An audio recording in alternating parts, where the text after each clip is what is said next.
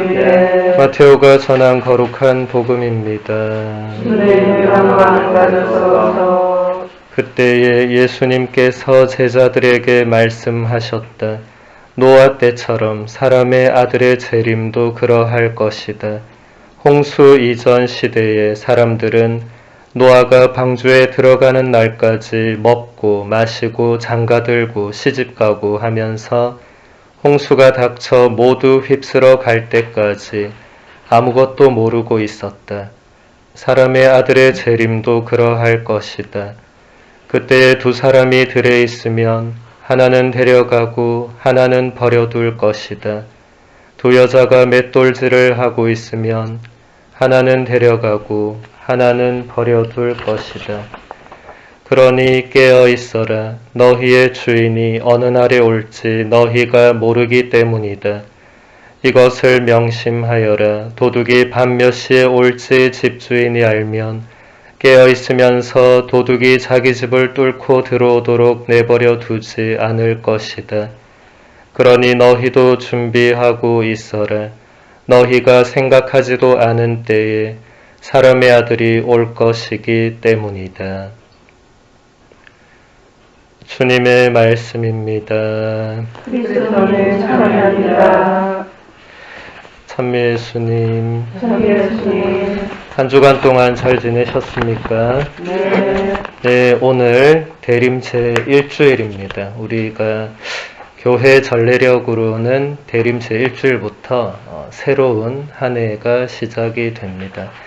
그래서 우리가 대림초에 불을 저쪽에 이렇게 밝혔어요. 여기는 좀 너무 가까우니까 좀 위험하기도 하고 저게 은근히 높아가지고 저쪽에다가 할 수 없이 준비를 했습니다.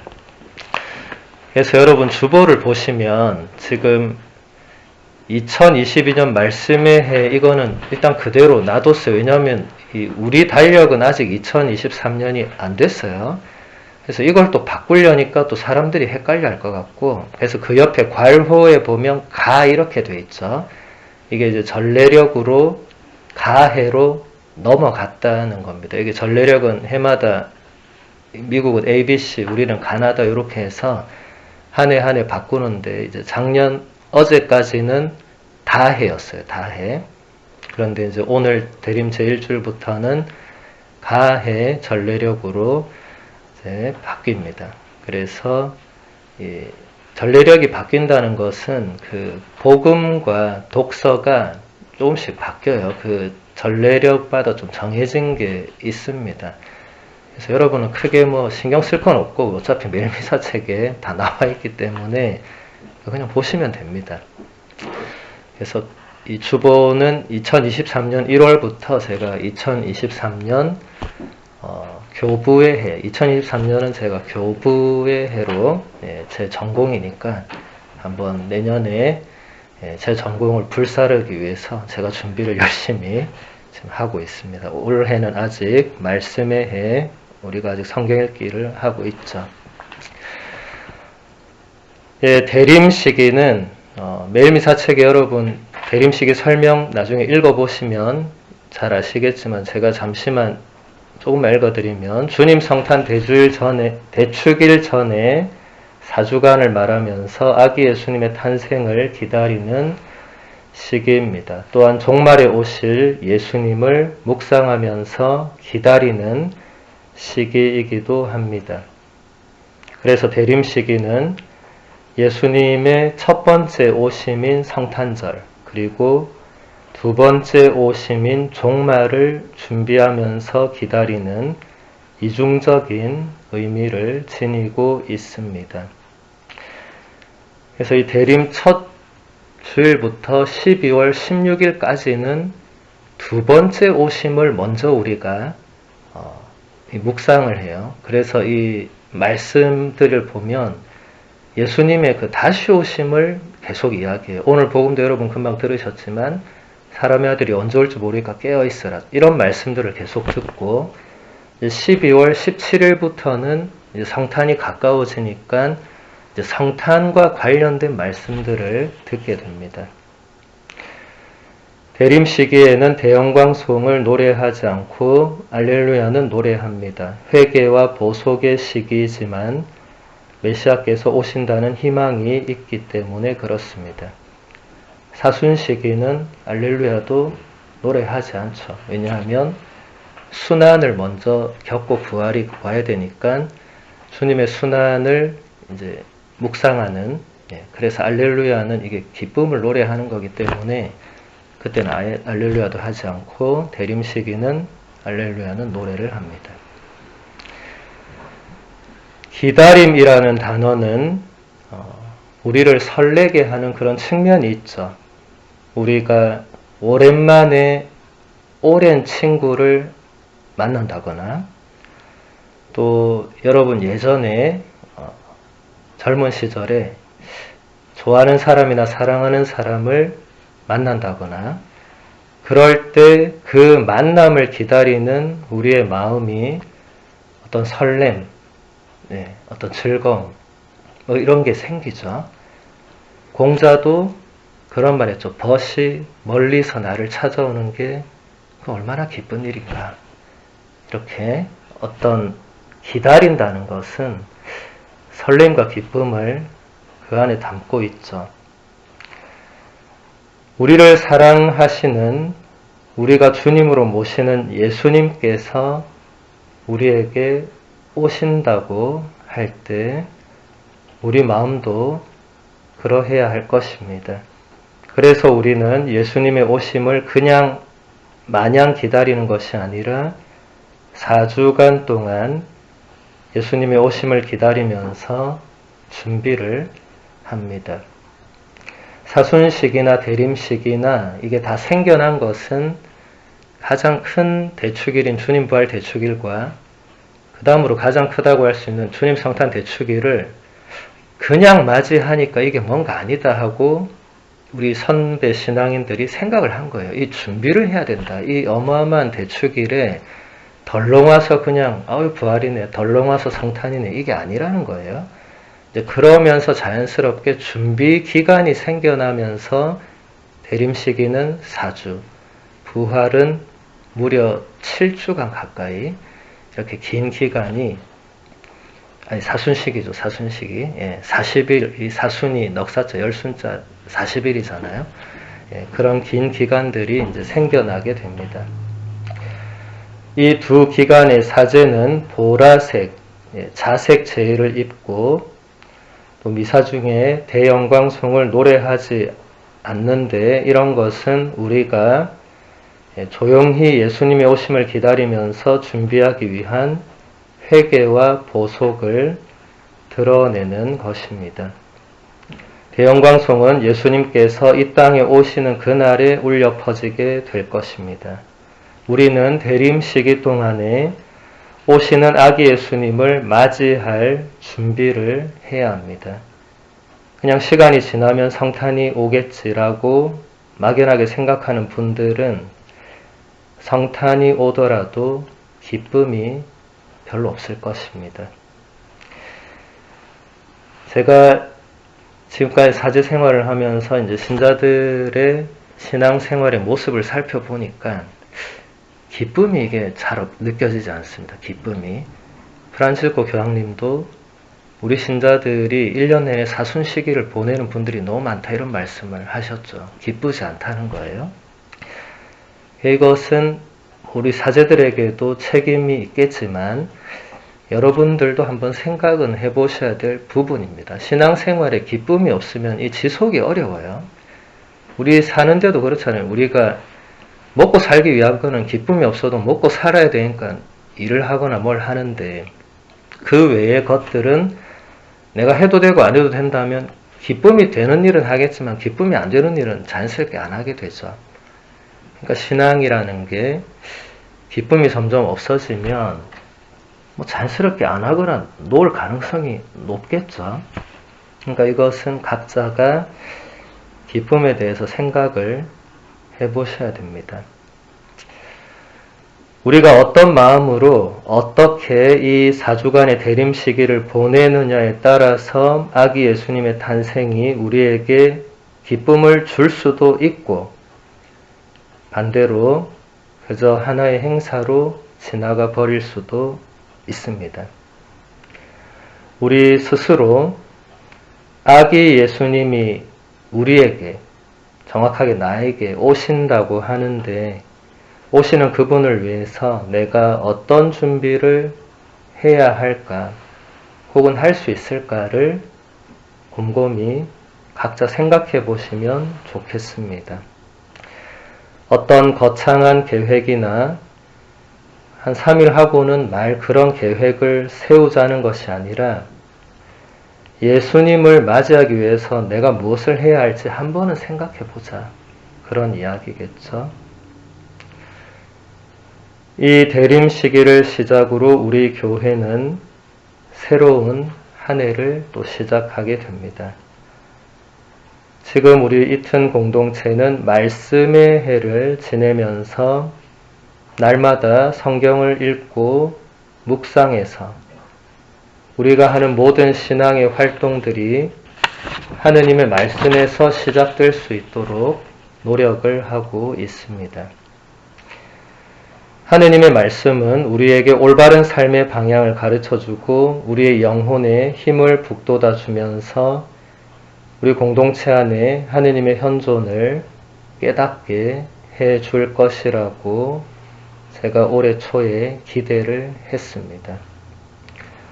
또 하느님의 말씀은 우리 자신들을 계속해서 변화시키면서 우리의 생각과 말과 행동을 점점 더 하느님 뜻에 맞도록 이끌어 줄 것입니다.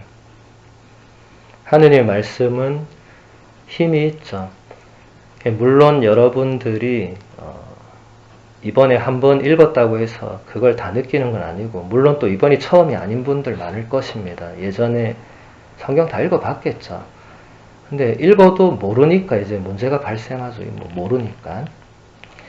근데 모든 성경 말씀을 다 알아야만 되는 것은 아니고, 그러면 불교는 저 8만 대장경을 어떻게 다 알겠어요? 그건 말도 안 되는 거고, 이제 중요한 것은 그 하느님 말씀 안에서 그 하느님의 현존, 또 하느님의 뜻, 그런 것을 내가 조금씩 느끼고 깨닫고 하는 그런 여정이 신앙생활이지, 저같이 공부를 했다고 한 사람도, 전 또 전공이 성경도 아니기 때문에, 저도 잘 성경 읽으면 아는 부분보다 모르는 부분이 많아요. 이제 그 모르는 부분은 이제 자꾸 묵상을 하게 되고, 그래도 좀 전문적인 지식이 필요하면 이제 전문가에게 물어보거나 책을 찾거나 하는 거죠.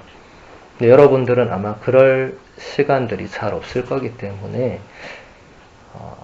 중요한 것은 이제 내년에 우리가 성경 읽기를 더 공식적으로는 이제 안 하겠지만, 여러분들이 앞으로도 성경을 읽을 때는 읽고 나서 그냥 한 단어나 한 문장을 집중하는 게 좋습니다. 어차피 그 어떤 내용이나 역사적 배경이나 이런 것들을 다 알 필요는 없고, 그 성경 본문에서 나에게 뭔가 하나님께서 말씀하시는, 혹은 내 마음을 건드리시는 그런 게 어떤 단어를 통해서 혹은 어떤 문장을 통해서 이렇게 올 수가 있기 때문에, 성경을 읽다가 여러분 마음에 와닿는 뭔가 나를 건드리는 단어가 있다. 예를 들어 오늘 복음에서 깨어있어라. 이게 와닿았다. 물론 어떤 사람은 내가 잠을 많이 자서 하느님이 나한테 깨어있으라는구나. 이렇게 다 느낄 수도 있고, 또 어떤 사람은 내가 요즘 좀 기도 생활 소홀했더니 예수님께서 너 다시 깨어있으라는구나. 각자 이렇게 다르게 받아들일 수 있죠. 중요한 것은 그 단어로 뭔가 이렇게 내가 생각을 하고 묵상을 하고 이런 과정까지 가느냐, 아니면 깨어있어라 했는데 그냥 오늘도 그냥 이런 말씀인가 보다 하고 넘어가느냐, 이런 차이가 크겠죠. 예로니모 성인은 이런 말씀을 했습니다. 성경을 모르는 것은 예수 그리스도를 모르는 것입니다. 성경을 모르는 것은 예수 그리스도를 모른다는 것. 이거 굉장히 유명한 말씀이죠. 이것은 성경을 모르는 것은 하느님을 잘 모른다는 말과 같죠. 믿음은 아는 데에서부터 시작됩니다. 인간 관계에서도 우리는 어떤 사람을 충분히 알고 난 뒤에 그 사람을 조금씩 믿게 됩니다. 생판 모르는 사람을 그냥 덥석 믿는 사람은 아무도 없을 것입니다. 하느님도 마찬가지입니다. 신앙인은 하느님이란 존재를 믿는 사람들입니다. 그런데 하느님이 누구신지, 어떤 분이신지 전혀 모르면서 믿는다는 것은 이 문장 자체가 말이 안 되죠. 주일 미사를 매주 온다고 해서 하느님을 다 알게 되는 건 아니고 또 믿음이 저절로 생겨나는 것도 아닙니다. 그래서 우리가 성경 말씀을 읽고 묵상하고 배워야 하는 그런 과정이 필요합니다. 하느님 말씀 안에서 내가 참으로 하느님을 만나고 체험해야 되는 그런 것들이 필요합니다. 하느님께서 이 세상을 또 우리를 그리고 나를 얼마나 사랑하시는가를 내가 체험을 해야만 그때부터 비로소 하느님이란 존재를 믿을 수가 있습니다. 다른 사람이 나한테 하느님이 너를 사랑하신다 수백 번을 말한다 하더라도 내가 그것을 체험하지 못한다면 그 사람의 말은 내 마음에 와닿을 수가 없습니다. 우리가 복음화 이런 말을 쓰는데 복음화는 다른 게 아니라 바로 내가 성경을 읽고 그 말씀 안에서 살아계신 하느님을 느끼고 그분의 사랑을 깨닫고 내가 새로워지는 것이 복음화입니다.